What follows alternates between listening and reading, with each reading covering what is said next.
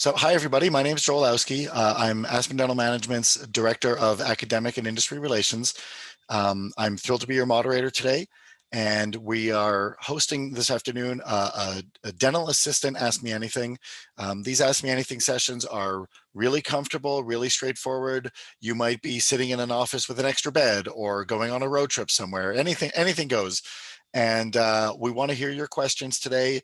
No question is off limits. The purpose of this is to have the audience drive the discussion. So we don't have a PowerPoint deck or anything like that to start with. And so we're just going to dive into the Q&A. There's a Q&A box at the bottom of your screen. Please go ahead and use that if you'd like to submit questions. I'm kind of mission control here, so I've got a bunch of different screens. So if I'm not looking at you, it's because I'm reading something on one of my other screens. We had a bunch of questions submitted in advance through the form that you received when we started registration. So I might be reading those questions from the main screen or from the side screen. So before we get going, I'm going to ask our panelists to introduce themselves. Folks, let's hear your name, where you're working now, how long you've been at Aspen, and a little bit about your story as your career has progressed at Aspen. So Kelby, why don't we go ahead and start with you? Okay, hey, my name is Kelby Patchell. I'm a regional manager for Texas Fort Worth. I've been with Aspen almost 7 years now. I started with Aspen Dental as a dental assistant in Ardmore, Oklahoma. From there, I was able to promote from being a dental assistant to front office, so a patient services representative.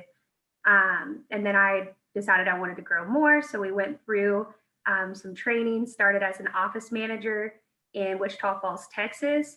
And then now I'm here. So there's where I am. Great, thank you, Kelby. Kimberly, why don't you go next?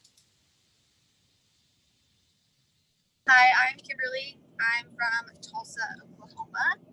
I've been with Aspen for 6.5 years. I actually started as an intern, got hired on as a DA, took a lead role, and then traveled the state of Oklahoma, helped train dental assistants, and then I applied for hygiene school and haven't gotten in yet, so I'm moving into office management. Great, thank you, Kim. Alana, please go ahead.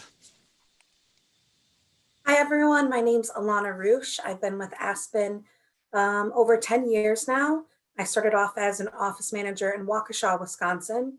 Went to the new office operations team for a couple years, then went to regional manager in West Texas, so moved from Wisconsin out to Lubbock, Texas.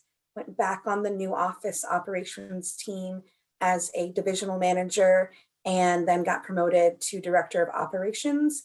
And I've been in Texas and Oklahoma for almost 3 years. Great, thank you. So we're just going to dive right into the questions. I try to organize the questions thematically. So if you pose a question and I don't get to it right away, I hope to get to it a little bit later.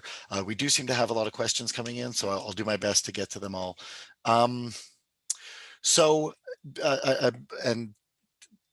Well, let's just start. What does the DA training look like for new grads? Kim, you want to start with that one?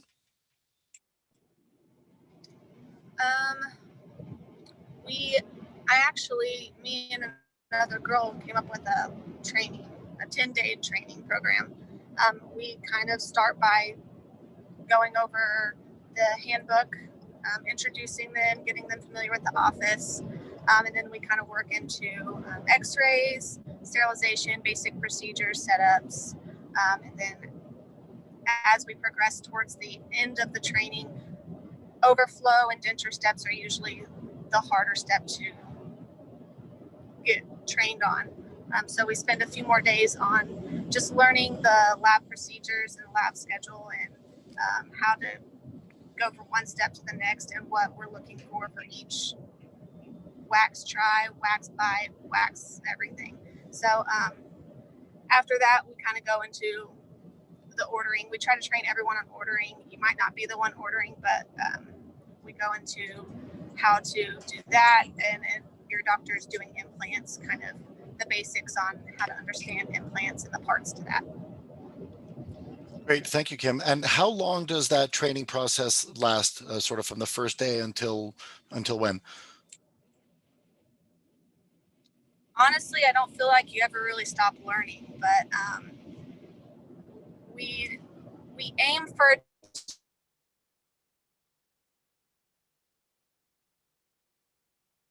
So we aim for about 2 weeks, but 2 weeks, typically, but they're comfortable. Thank you, Kelby. Go ahead. so we aim for about 2 weeks, but it's really just dependent on the person themselves. We can start with 2 weeks, but if we feel like, and you feel like you need more training, then we can always go a little bit longer if needed. So it's really just based off of the person whom is being trained. If they need a little bit longer than 2 weeks, we always try to accommodate that. Great, thank you. So we were just joined by Dr. Mohammed. Hi there, doctor. Before we get back to the questions, let's do a quick introduction.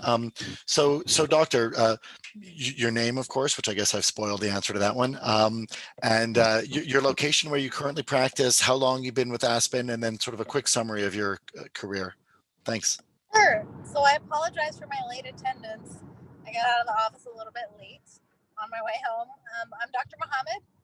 I actually started with Aspen as an assistant when I was out of undergrad. So this was 5 years ago. At that point, I already knew that I wanted to pursue being a doctor. It just hadn't quite happened yet.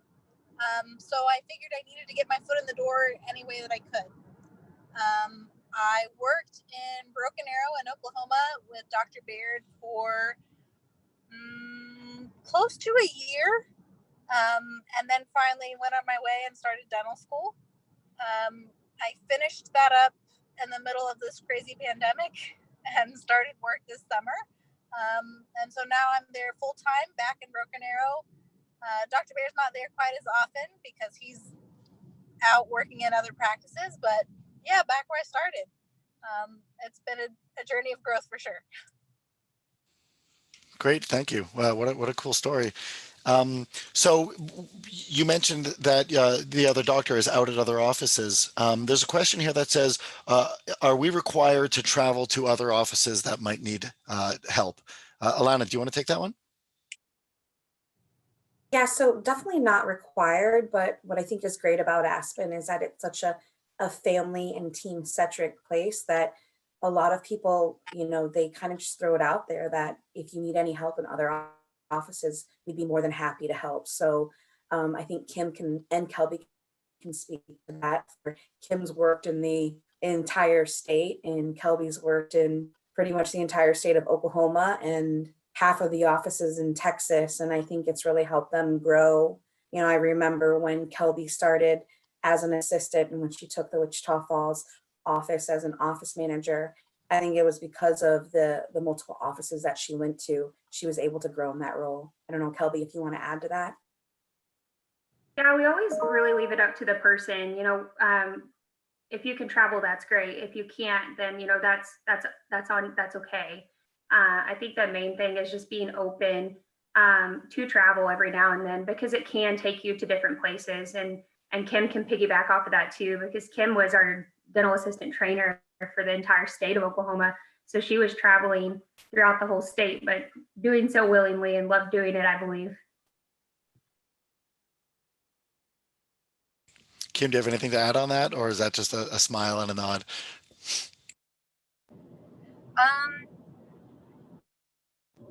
I think traveling scares a lot of people. It did me. It's very intimidating, but you learn so much about other offices and other people. Some of the best relationships that I have now are from just traveling and learning other people. And then you pick up tips and tricks from what may work in this office that you haven't implemented in your office, and you kind of take it and run with it. Great, thank you. Is there all of you, if you don't, I'm editorializing here a moment, all of you have amazing stories about your growth. There's a question here from somebody: is there any transition from the DA role into a lab tech role?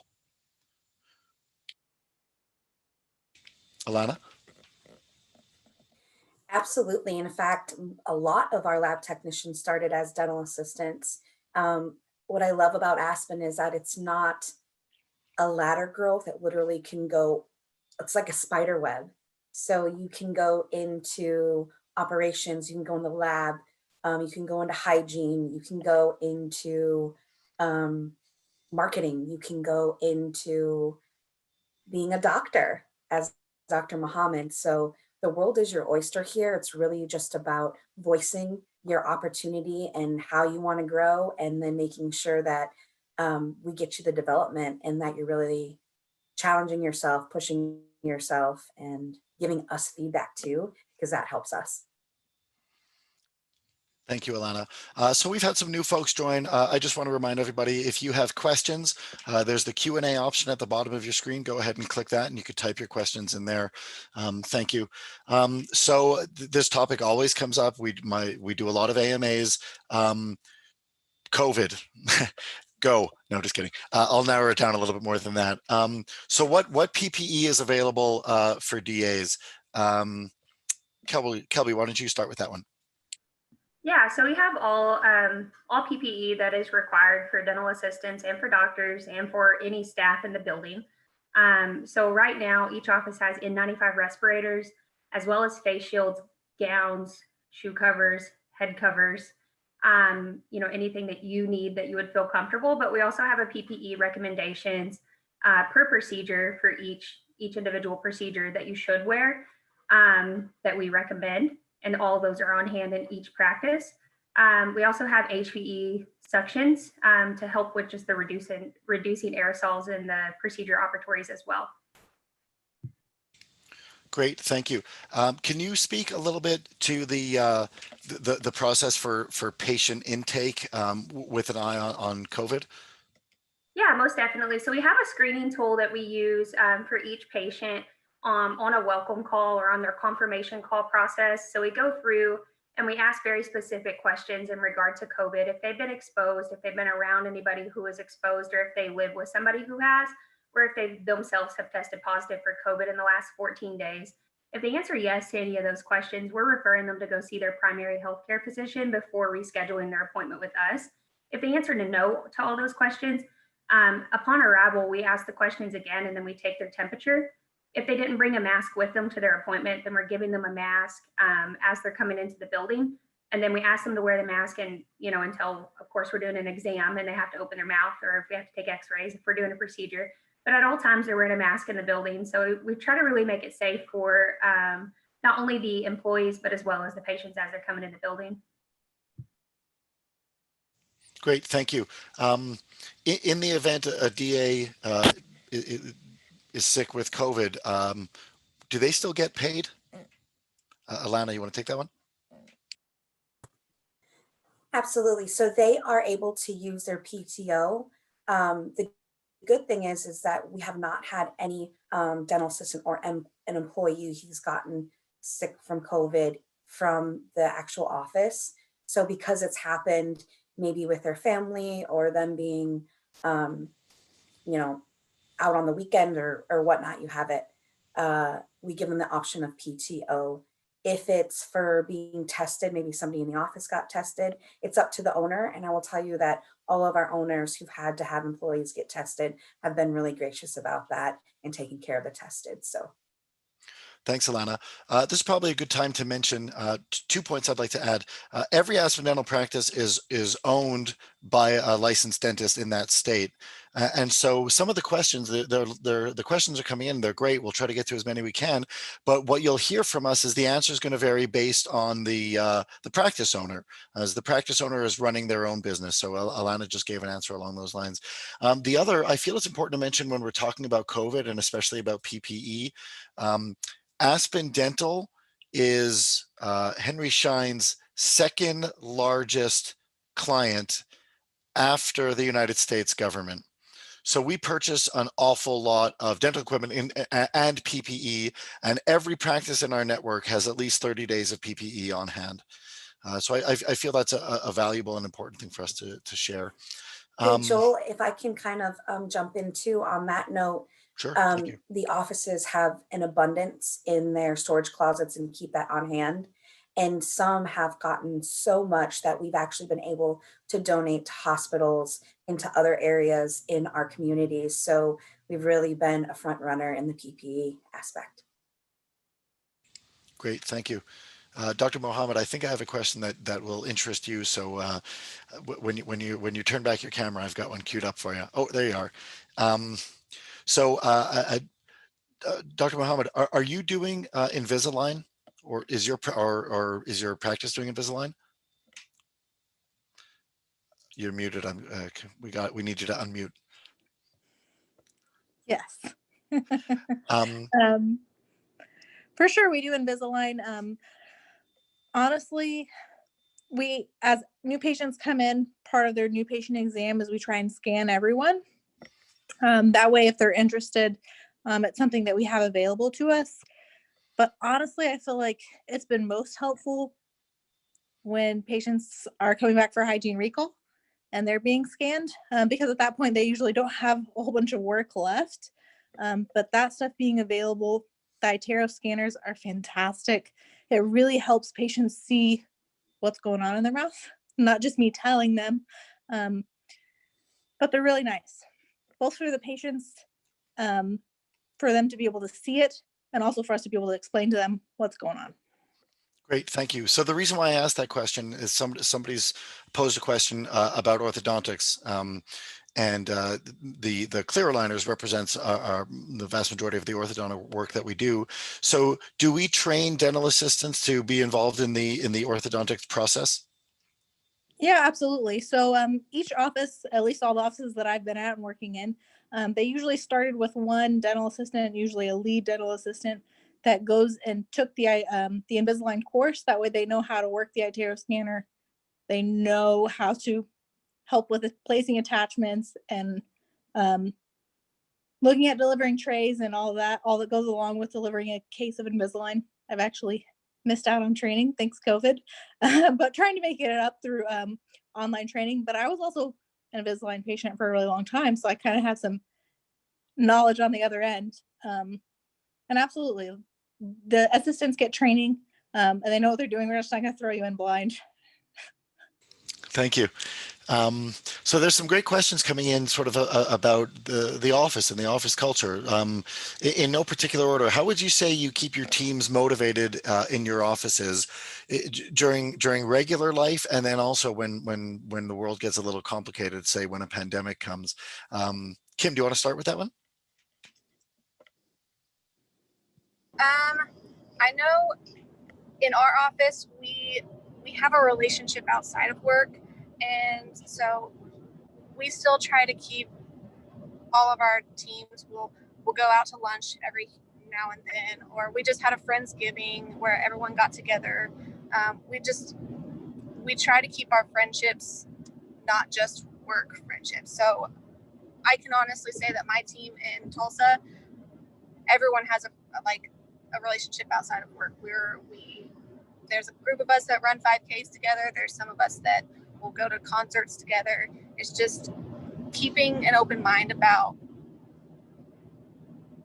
not just making it work related, trying to, as much as you can, get involved in other people's lives outside of work as well. Great, thank you, Kim. Kelby, anything you want to add regarding sort of the office culture? Yeah, most definitely. And when we can't get together, like during COVID, we had a lot of virtual Zoom sessions. So we did some virtual happy hours. But in the office, I'd say that the culture really, it really is one big family, especially in Oklahoma and Texas. And that's really my only experience with Aspen. However, each office just kind of feels like its own little family, and each region too, the dental assistants all know each other. They all talk, they're all friends. Like Kim said, they all go to concerts together. They have such good relationships. And I think that's what's built such a strong team and just really helped us build such a strong organization going through COVID and then coming out of it. I feel like we came back 1,000 times stronger. So it's really neat to see. Great, thank you. And maybe Dr. Mohammed, from the doctor's perspective, what are your thoughts on how an office culture is developed and maintained? Honestly, I feel like most of it comes down to communication, keeping lines of communication open, especially when you're in a really busy office. You have to have, it has to be a well-oiled machine. There are a lot of people working with a lot of patients, honestly. And you have to be able to be flexible and understand that we're there to support and help the patient and get them care, but also you have to maintain sanity at the end of the day. So those Friendsgivings or office potlucks, trying to, maintain a little bit of normalcy in a time of abnormalcy.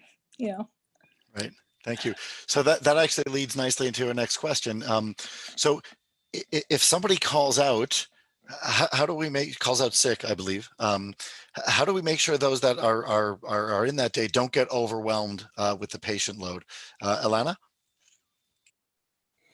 Yeah, so going back to how we work as one big family unit, we're able to, whether it's on Teams or on a text thread, say, hey, is anyone available to come help this office? We try to have an abundance of dental assistants that are able to float.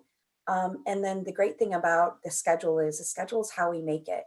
So I always tell offices that, we have a scheduling center, we have a practice support center, but they do not manage the schedule that's day to day. They manage the new patient flow. And so, or the new patient column. So the office and how they're scheduling is really up to the office. So if you're shorthanded one day, you may have to move things around and get creative so that your whole team feels good, because the team is the foundation. And if you don't have the foundation and the trust, it's hard to get the results or get the goals that you need. Thank you. So it's ask me anything, and there's no question that's off limits. How do we address patient complaints? Alana. Absolutely. So we have a wonderful patient satisfaction team. They are my right hand people. So if a patient calls and is upset, they can call that patient satisfaction line. But we really try to keep it within the office, because we know that the people in the office know their patients the best. So it's all about how do we communicate and find out what was the issue with the patient. And I think we have to do that through communication. As Dr. Muhammad said, a patient may be upset about something that, maybe happened outside of the office. And so they come in maybe a little bit guarded. And we just have to communicate and break down that barrier for that patient. I'll say 9 times out of 10, we're able to solve that in the office with the office manager, the doctor as a leader. You have an assistant office manager as well. So you have multiple people there to help you. Thank you, Alana. So it looks as though these questions are coming in anonymously. It looks as though some people have had some difficulties in past positions, because the follow-up question is, how do we resolve conflict within our offices? Kim, do you want to give that one a go? Sometimes it's just a conversation between the people that are having the conflict, trying to see if we can come up with a solution between ourselves.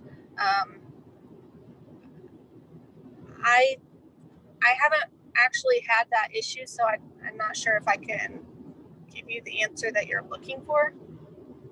Thank you. It's a good answer, because you haven't encountered it yet. Kelby, Alana, or Dr. Muhammad, do you want to comment on conflict resolution? Yeah, most of the time, anytime there's a conflict in the office, if it's with individuals, then we're going to talk with the individuals and go through what those conflicts may be and why that they're there. And then if it's a team conflict, we typically come together as a team and talk through why that's there, what we can do to be better, and what we can do to overcome that, to bring us together and make us stronger as a team. If it's something larger, we do have our human resources department that anybody is welcome to reach out to at any time. We have a hotline that you're able to reach out to. You can always reach out if you don't feel like something's ever being addressed in the right way or the right manner, that you can call 24/7. Thank you, Kelby. I feel it's worth mentioning at this point. I work for Aspen Dental Management, which is the dental support organization that provides services, non-clinical, to the practices. I actually work on the human resources team, And one of the advantages of a DSO, and I'm leading into our next question, but one of the advantages of a support organization like ours is if you have an issue, the practice owner and your little environment is not the end of the world. We are here as a partner to ensure that everybody is working together and happily. There are anonymous support lines. And like Kelby was alluding to, there are teams in place, and I'm one of those individuals on those teams to help handle those resolutions. And your teammates go beyond the four walls of your office. So that's a good lead in. I sort of did that on purpose. That's a good lead into our next question. What are some of the major differences between a DSO and private practice? So why don't we start with another one? Does anybody have private practice experience in their careers before Aspen? I worked as a dental assistant in private practice. So, Kelby, if you don't mind, what were some of the differences that you've seen between? So the question is a DSO in private practice. I don't like to speak about DSOs as a general rule because they're so different. None are particularly better or worse, although I think I can think of 5 panelists that would say which one they prefer. But Kelby, if you don't mind, compare your experiences between private practice as a DA and Aspen Dental. Yeah, so as a dental assistant with the private practice that I worked for, it was a very small practice, and we didn't see a whole lot of patients. So it was very slow paced, but we also didn't use updated technology. So a lot of the things that we had in the practice were very out of date. And that was like the main differences as a dental assistant. For the front office, I would say the main differences were electronic charting. So here at Aspen, we have electronic charting. There at the private practice, we had paper charting. So everything that we did was via paper. We didn't have digital x-rays, and we have digital x-rays at Aspen. So, and again, that was 7 years ago, so some time, but the main differences were the technology. But then again, like the culture, like we said, we've built such a fantastic culture in our offices, and at the private practice, I didn't feel that. I didn't feel the culture that we have here. So that's the main differences that I experienced. Thank you. Dr. Mohammed, it seems like you've been in the Aspen family for some time, and perhaps you were always destined to become an Aspen doctor. But if you don't mind, share some of the reasons why you decided to return to Aspen after completing your degree. What does Aspen Dental Management as the support provider bring to you that made you want to come back? So I feel like DSOs get a bad rep. There's a lot of bad press, you could say, and I won't say none of it has any basis. There are some DSOs that I wouldn't work for. I'm just gonna put it out there and be honest with you. But putting that aside, I had dental assistant history with Aspen. I knew the doctor that I was going to work for, and he was someone that I knew was very ethical and very honest with his patients. And I knew that Dr. Baird was never pressed to provide care that wasn't necessary. And that's something that was really important to me. I didn't ever want to feel like my ethics or my treatment plans were something that were going to be modified by anyone else, because I have a very strong opinion, and a lot of it comes down to what's on the x-rays and what do I see in a mouth. I don't want anyone else telling me when it comes down to clinical opinion what I need to do. And I knew that Aspen was a very good organization in terms of the doctor is very supported and is never pushed to provide care that's unnecessary.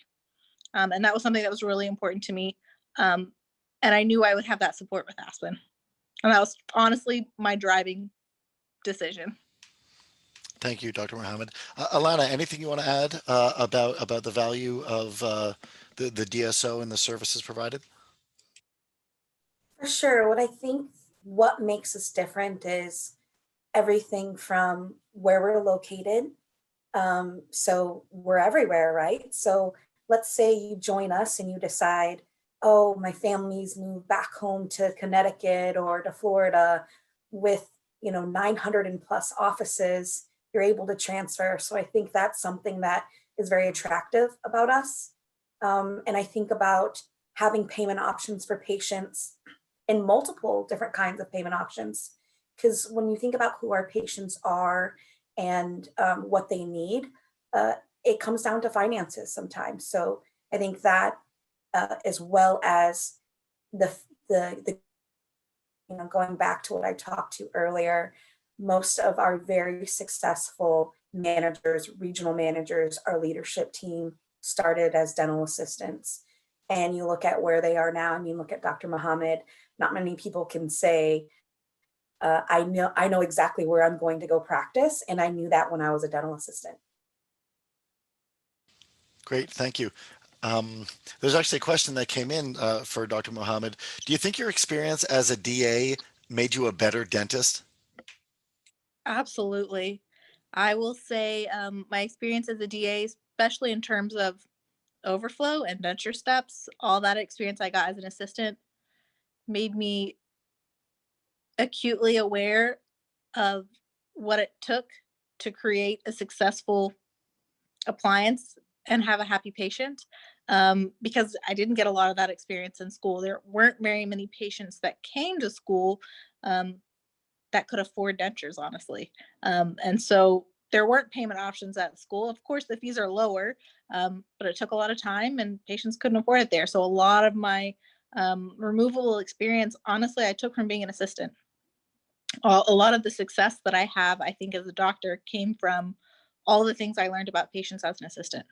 And Great, thank you. Okay, so I've been organizing the questions as they come in. There's a couple of questions about sort of before we get hired. What advice would you give to candidates to be prepared to be fully prepared during their interviews? Kim, do you want to try that one? I just come in, answer your questions honestly, confidence, sell yourself. Um, don't be afraid to admit that there's something that you don't know, because when we're interviewing you, we look for things that you know you can grow on, because we want you to grow too. But I'm not even sure. Thank you. Alana, do you anything you want to add on that? How candidates can prepare for an interview? Yeah, I think be okay with being vulnerable and ask as many questions as you want. Be fearless and know that there is no wrong question or wrong answer in an interview, and that this is your ticket to come to an organization where you can grow and you can learn and you can really do whatever you want. So be fearless. Thank you. Technical question here. What X-ray units do we use? Alana, you're nodding, so it's yours. Okay. Well, so there are a couple different ones, but we do use the CareStream Kodak 8000 and CareStream when you open a new office, and Kelby can probably dig into this as well. We train you on that too. So I think that's always maybe a little bit of apprehensive there when dental assistants come to us, because they think, oh gosh, maybe my X-ray timing isn't the quickest, or maybe, I'm not used to using digital, or I'm used to using a certain kind. But know that whatever we have you work with, we'll train you on that. Great, thank you. Another question for Dr. Muhammad. What do you expect from a high-performing dental assistant? So this is actually a really good question, because we recently hired an assistant, and I can tell you the things that I love. She is flexible. She's willing to learn. She's willing to take direction. Um, I need someone who's not afraid to get in there, right? Like, the only way you learn and the best way to be comfortable is to do it. I know it feels weird at the beginning, but you'll get better and you'll get more confident. And as you get more confident, um, you'll know what works. You'll know how to accomplish what we need to accomplish, how to keep the cheeks out of the way and make sure we protect the tongue. as we're drilling and all that. Just be flexible, be willing to learn. Honestly, that's the most important thing for me. Thank you, Dr. Mohammed. I think it's a good enough question. I'd like to get some more opinions on that. Kelby, what would you say? What do you expect from a high-performing dental assistant? I'd say like just the willingness to learn. My main thing anytime I do dental assistant interviews or if I'm involved in dental assistant interviews is the attitude is everything. If you come in and you have a positive attitude and you have great energy about yourself and we're gonna go with that person, right? So we're gonna go with the most upbeat, positive person, smiling on their face, and it just really that attitude. Like we can train you on the rest. If you have that attitude, you're golden. Thank you. Alana, do you want to add anything to that one? I think Kelby hit it. We always say we can train skill, but we can't always train will. So if you're willing to put yourself out there and go the extra mile, there's always going to be a home for you. And no matter what avenue, because we have some externs who they go to school to be a dental assistant and they come on board and they think, this really isn't for me. I think I would rather join the front or be up there, and that's okay. That's the beauty of being at this organization. So really analyzing yourself and finding out like what is it that you want and what motivates you. Because as soon as that you understand, we're able to help you. Thank you, Alana. Let's make it a full panel answer. Kim, what do you think? What do you expect from a high-performing DA? Take the step. Do that thing that makes you uncomfortable. I came into Aspen wanting to be an ortho assistant, and I was completely just overwhelmed with everything that we do. But you jump in a procedure that you may not know anything about, and you just learn, and you kind of it grows on you. I was terrified of dentures. I now can talk to you about anything to do with a denture and how to move forward with it or anything. So just don't lose. If you're coming in and you're scared, just kind of go with it. Just jump in and take that step. Thank you. I think that's all excellent advice. All right, so some questions about pay and benefits. Again, it's an Ask Me Anything. I like to say there's no questions off limits.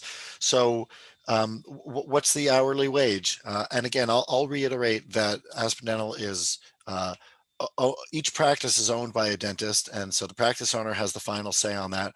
We're also in, Alana, help me out, 44 states.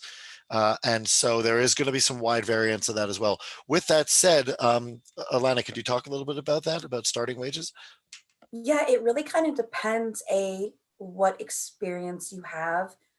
If you're starting out new, it also depends what office, because every area is different. So it just depends on what your wages are in that area you live. But I will say this, be minded about it. And if you know something that you kind of want, like I always say, what are you looking to start at? Because every owner is different. And, we want to make sure that our people are happy. We do annual reviews and raises, and that's based on the performance of the office and how well you're doing. So people are always growing too. And so if you're thinking of a different position that you may want to grow into, pay can be different there as well. So it really just depends. Great, thank you. And Alana, once we're on this topic, can you discuss a little bit about benefits as well? For sure. So we have a great benefit package. We have multiple healthcare plans. We go through Blue Cross Blue Shield. We have 401k. We offer vision. We offer health savings account. We offer flex spending account. Your dental is obviously partnered with us because we are a dental organization. And so our exams and stuff are covered at 100%. Anything basic like extractions, root canal fillings are covered at 80%. Anything prosthetic wise, denture, partial is covered at 50%. And that is for you and your household. But I will say, again, we have different owners, and all of our owners are very amazing. And I I can recall, I don't have enough fingers to count how many times a doctor has helped out an employee. So, that's going back to the family thing, that it's all how you build that relationship. Thanks, Alana. Are there incentive opportunities for dental assistants? There definitely is. And Kelby, you want to talk through the report card piece? Yeah, I can definitely do that. So the report card bonus is something that each team member is eligible for in the practice monthly. So you can earn up to an extra $300 per month, if you hit your report card incentive. We base that based off of different initiatives that we're focused on in the company, but the main one is patient loyalty.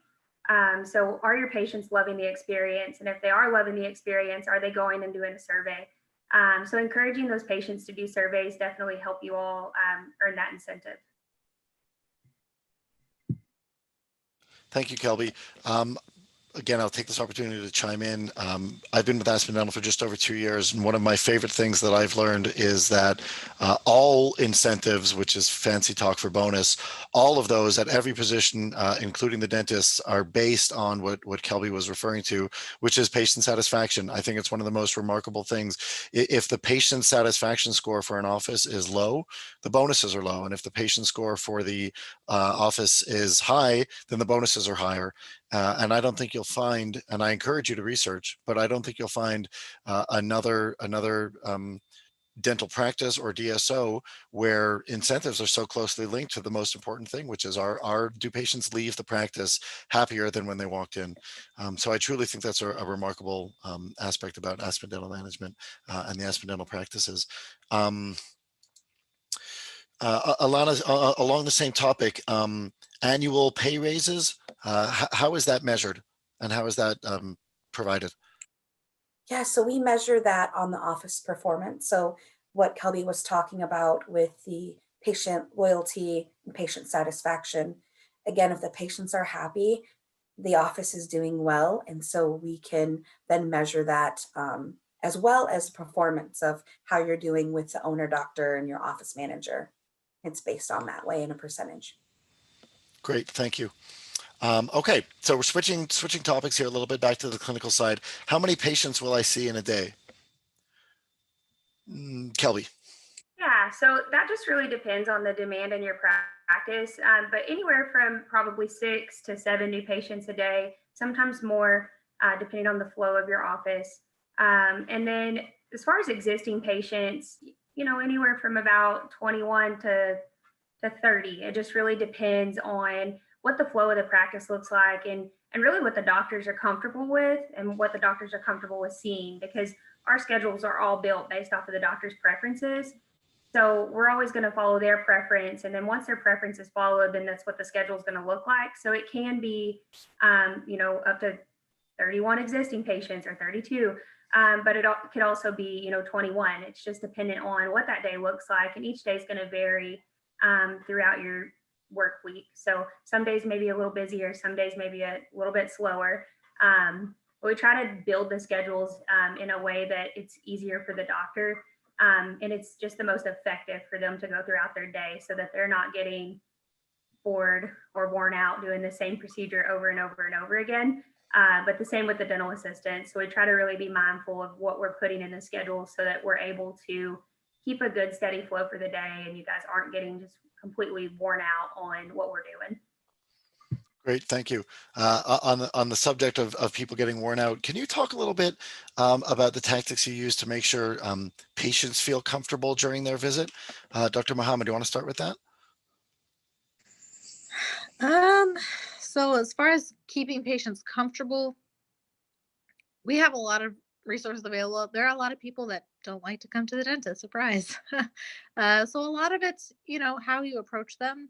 And it's really important. It's from the moment they walk in the door, who they see at the front desk and the assistants. You have to be able to be knowledgeable if they're asking you questions, or know when to say, hey, we have to ask doc because I'm really not sure, but I'm certain we can get an answer for you. But we also keep like blankets in the office.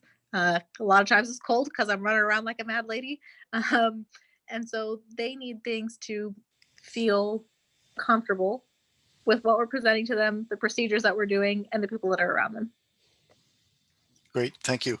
Anybody else want to comment on that? How we maximize patient comfort? I'll just add and go back to the communication piece. So we really try to make them feel comfortable from the get-go. So the minute we talk to them, we call that our welcome call. That's where we're trying to dig into what's their goal for the visit, what do they want out of us, and what do they expect. And that way we can also set expectations so that we can ensure that they feel comfortable. And then the communication piece travels throughout the rest of the visit or the experience so that we're transferring key information, but we're also helping them feel comfortable, building confidence, and then creating that urgency because we want these patients to say yes to us and continue their treatment so that they can get to a healthy mouth. And I'll piggyback off that, Alana, too. A lot of our dental assistants have a huge role in making our patients comfortable.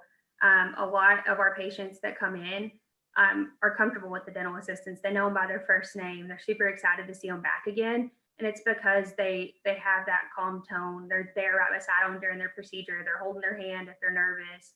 And that really it makes the patient experience so much better. And I mean, I remember being a dental assistant and having patients still to this day go back to the office and they're the exact same way. They're like, oh my gosh, you're still here. It's so nice to see you again. It makes me feel better that I see you here. So when they see those familiar faces and they see you guys over and over and over again, they just get more comfortable, and you guys are building relationships with them, and that just makes it 1,000 times better, especially with the patient experience overall. Thank you, Kelby. So it's about 3:53, folks. I always try to be mindful of people's time. So we've got about 7 minutes left.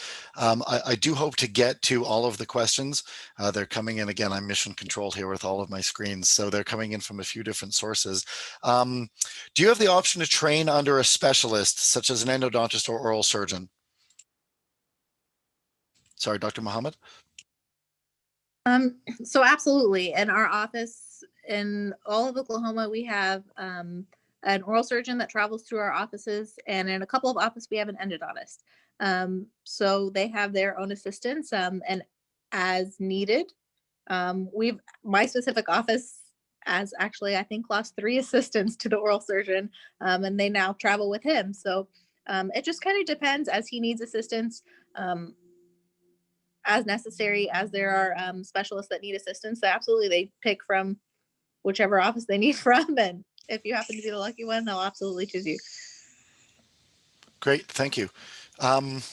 Regarding training, learning, and continuing education, are there programs such as online learning or web learnings to help folks progress in their career as DAs?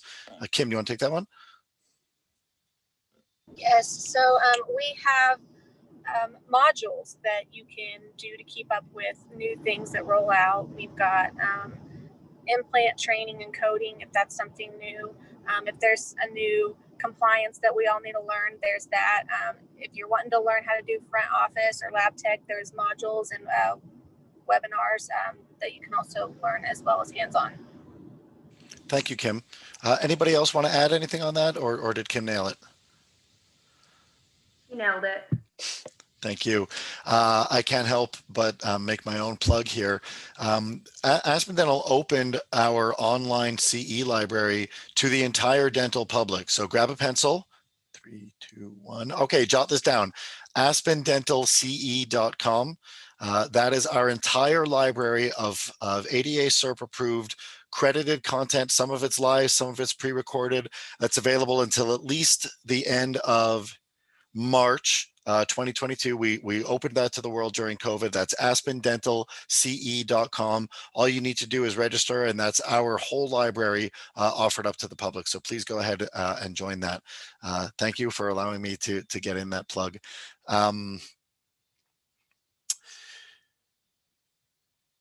Are there options available to assist with hygiene if I'm interested in transitioning to being a hygienist later in my career?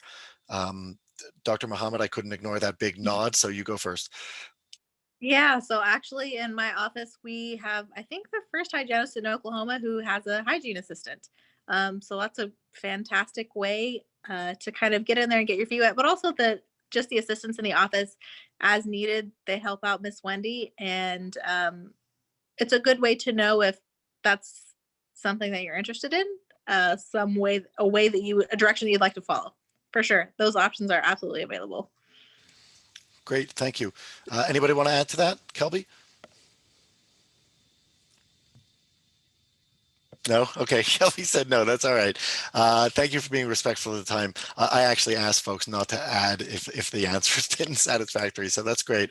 So it's 3:57, we're just about done. I like to wrap these things up sort of with an open question. So I'm going to give folks, the panelists, the opportunity to answer sort of one of these two questions. Either what advice would you give to somebody early in their career and considering joining Aspen Dental as a DA, or what have you learned to be the most important thing about working as a DA in the industry? So I'm going to put somebody on the spot. Eeny, meeny, miny, mo.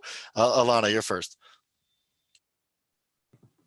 I think the advice would be to get into every nook and cranny of the office and the organization, because while you may not feel like lab tech could be your thing or hygiene, you won't truly know unless you try. And the cool thing is, we are able to bring you on and help train you pretty much on the job. So there are a lot of people in the state of Oklahoma, because in the state of Oklahoma, the licensure is a little bit different. It's a little bit, I wouldn't say easier, but they just expect less as far as documentation than Texas. So you're going to get a lot of the hands-on training in the office while you're there. So take advantage of it. Thank you, Alana. Kim, advice that you'd give and or most important thing that you've learned? Try it. Like I said, I started as an intern. I've been a PSR and an office manager. I've applied to Hygiene. If something interests you, go watch the lab tech do it. Go peek in on your hygienist. Ask your doctor questions. Go up front and answer that phone. Greet the patients. Learn as much as you can, because there's a lot to learn from every angle. Great, thank you. Dr. Mohammed? So that spider web is real. You can really go in any direction. And the good thing is we have almost every avenue available to you. If it interests you, be a sponge. Absorb as much as you can and follow your feet, man. Go where it takes you. Fantastic, thank you. Kelby, you get the last word. Okay. The biggest piece of advice, like they said, try it and really go out there and do what you can do. And then if you don't know how to do it, ask questions and get involved. And then the other part of that is the biggest thing that I've learned is this is a relationships business, and the better relationships that you build with the people around you, so your team members and your doctors, the further that you're going to go in your career, because those relationships are the foundation to you learning and developing and growing yourself. So make sure that you're also networking with everybody in your circle. Great. Thank you very much, Kelby. Alana, Dr. Mohammed, Kim, thank you very, very much for your time today. Folks, thank you very much for attending. It looks like there's a couple of questions that I wasn't able to get to. I'm truly sorry about that, but I do try to be respectful of people's time. Thank you very much for attending. Everybody have a wonderful weekend and have a good one. Take care. Bye-bye.